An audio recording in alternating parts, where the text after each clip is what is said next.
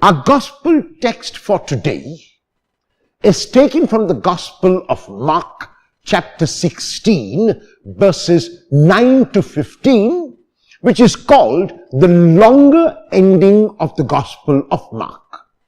These verses are a summary of the appearances of Jesus in the other Gospels, including the Gospel of John. In these verses, there are three parts. The first is the appearance of the Lord to Mary Magdalene, which is mentioned by the other Gospels as well.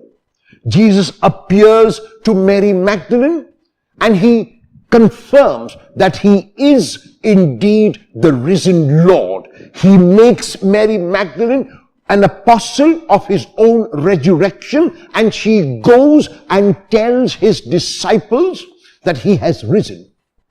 But unfortunately, the disciples pay no heed. The disciples will not listen to her. The disciples turn a deaf ear to her witness.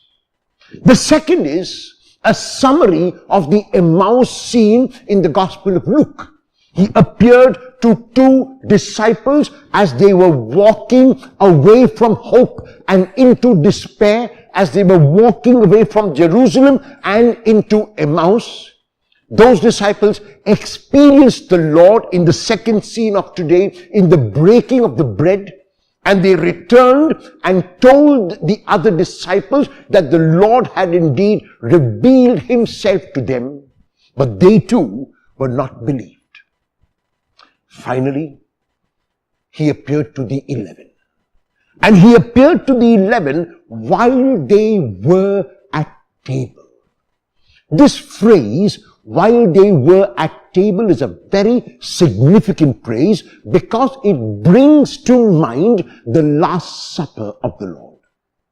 The table is a symbol for that time when the Lord broke bread and identified the bread with his body. When the Lord shared the wine and identified the wine with his blood. So in that symbolic sharing of the bread and wine, the Lord was sharing himself entirely in a symbolic way here, but through his life before the supper and after the supper on the cross. And that is why the Lord appears while they were at table, and the Lord berates them for their obstinacy. They are unwilling to believe, and the Lord invites them to believe, and he makes even this unbelieving group witnesses of his resurrection.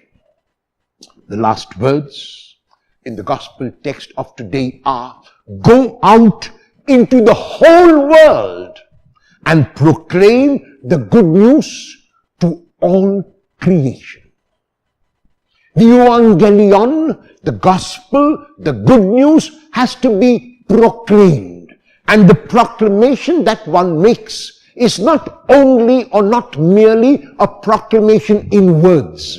It has to be a proclamation also translated into action.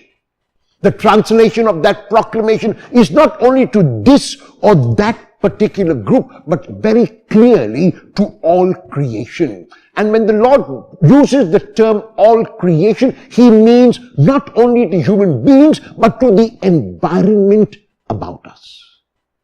It is very clear that our conversations today, that our actions today have to be such that take note of the destruction of the environment. The more we use, the more our carbon footprint is. The more we accumulate, the more our carbon footprint is. The more we waste, the more our carbon footprint is. We need to ask ourselves whether this is how we proclaim the good news to all creation. If we decide to use less, if we decide to give away to those in need so much that we have, then we are proclaiming the good news of the Lord not only to human beings, but also to creation. Let us ask, as we end this Easter season, this Easter octave, whether we are willing to do that. How will I, as a disciple who has experienced the resurrection, proclaim this good news to all creation.